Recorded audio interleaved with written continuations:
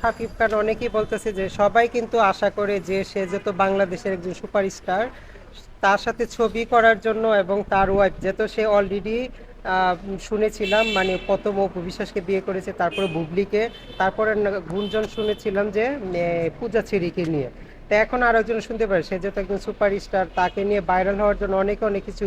বলতেই পারে কারণ বলছে যে ছিলে বলছে তোমার কান নিয়ে গেছে তার জন্য ছিলের পিছনে দৌড়ানো যাবে না আসলে কোনটা রিয়েল সেটা বলতে হবে সে একজন সুপারস্টার তার পিছনে তাকে একটু ছোট করার জন্য অনেক অনেক কিছু বলতে পারে আর সে যত ছেলে সে মেয়ে করতেই পারে আদার্স কাউকে তো করবে না ওদের সাথে ওদের মনের মিল হলে সে ছেলে মানুষ একটা ছেলে অনেকগুলা বিয়ে করতে পারে সে যদি ওরকম এবিলিটি থাকে যত শাকিব খানের এবিলিটি আছে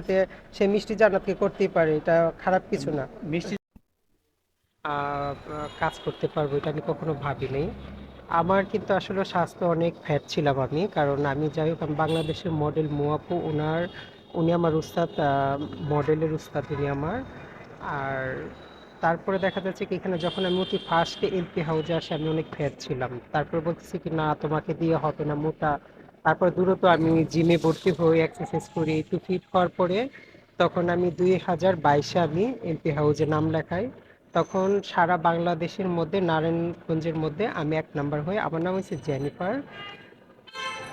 এর পাশাপাশি আমি ডান্স করি আমি একজন নৃত্যশিল্পী তারপরে মডেল আর বিশেষ করে যেটা কারণ বাংলাদেশের যে প্রধানমন্ত্রী কারণ আমাদেরকে আসলে এতটা প্রায়োরিটি দিয়েছে তার জন্য আমরা এখানে এখন অনেক বড় বড় প্রোগ্রামে আমরা অ্যাটেন্ড করতে পারি আমরাও মাথা উঁচু করে দাঁড়াইতে পারি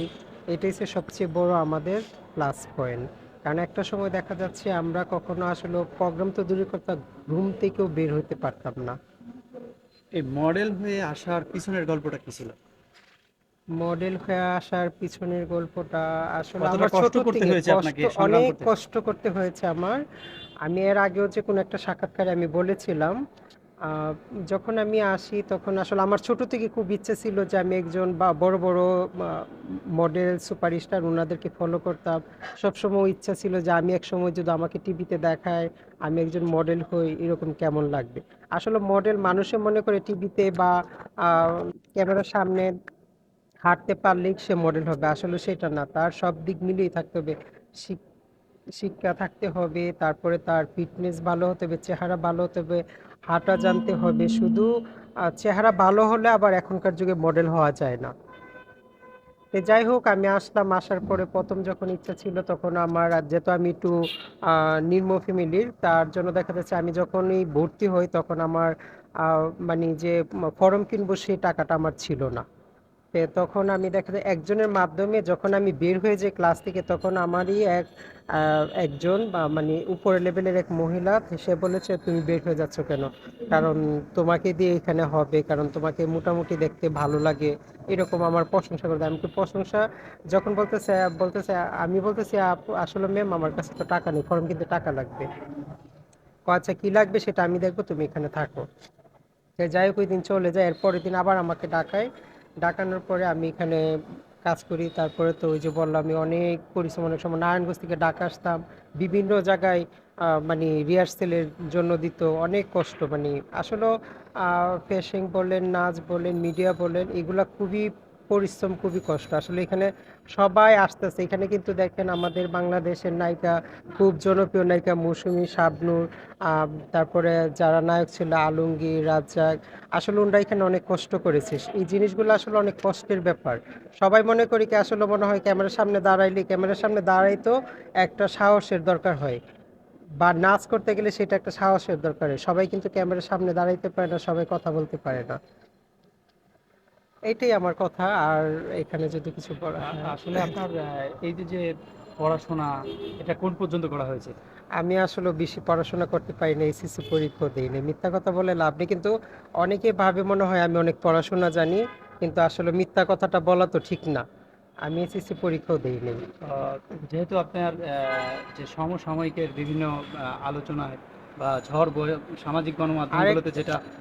চলছে এখন ট্রেন্ডিংয়ে যেটা চলছে শাকিব খানকে নিয়ে শাকিব খানের তৃতীয় বউ হতে যাচ্ছে মিষ্টি জান্নাত, এরকমের আপনি দেখেছেন হয়তোবা। তো হ্যাঁ, আমি এই অনেক দেখেছি বিষয়টাকে আপনি অনলাইনে, কিভাবে দেখেন? টিকটক, তারপর অনেক কিছুতে দেখেছি। আসলে শাকিব খান অনেকেই বলতেছে যে সবাই কিন্তু আশা করে যে সে যত বাংলাদেশের একজন সুপারস্টার,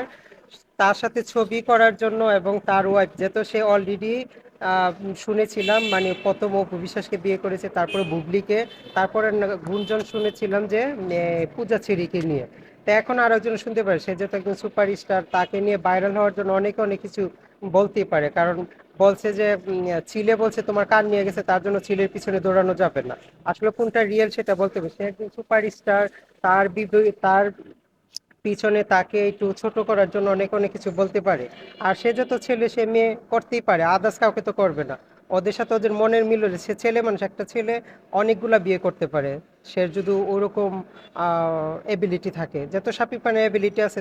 সে মিষ্টি জান্নাতকে করতেই পারে, এটা খারাপ কিছু না। মিষ্টি জান্নাত আরো কিছু কথা বলছে, মিষ্টি জান্নাত শাকিব খান নাকি মিষ্টি জান্নাতের যোগ্যই না। ওইটা আবার অ্যাডভান্স কিছু বলে ফেলছে আমার মনে হয়, কারণ এত কিছু বলাটা ঠিক না। কারণ তুমি ও, হ্যাঁ আমি ওটা শুনেছি যে বড় বড় বাহিরের নাকি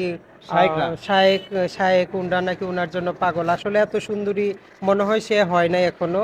কারণ আমি মনে করি কি, কারণ এখানে আসলে অহংকার করা বলাটা ঠিক না। আমি দেখেন, আমি ক্যামেরার সামনে, আপনারাও আছেন এখানে সাংবাদিক, আমার মনে হয় না যে আমার শরীরের মধ্যে বেশি একটা মেকআপ কাজ করা হয়েছে। আপনারা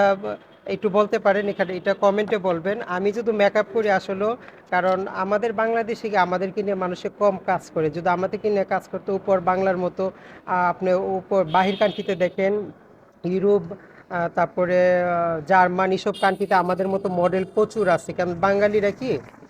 এখন বাংলাদেশের, আমিও তাদেরকে ছোট করি না, কারণ আসলে আমাদের সবাইকে একটা আমব্রেলা ছাতার মধ্যে যদি সবাইকে একটু একটু করে সুযোগ দেওয়া, এক একজনকে কাজে লাগানো হয় না, দেখা যাবে কি একটা মানুষ সবসময় একটা একটা জায়গাতে থাকবে। সবাই যদি একজনকে নিয়ে কাজ করে, শুধু মেয়ে নিয়ে কাজ করবে, ছেলে নিয়ে কাজ করবে, আসলে আদার্স কমিটি সবাইকে নিয়ে কাজ করলে তখন দেখা যাবে কি সবাই একটা কাজের মধ্যে থাকবে, কেউ পিছিয়ে পড়ে থাকবে না। সবাইকে নিয়ে কাজ করা উচিত। এখন আর তো অনেকেই, যে আমরা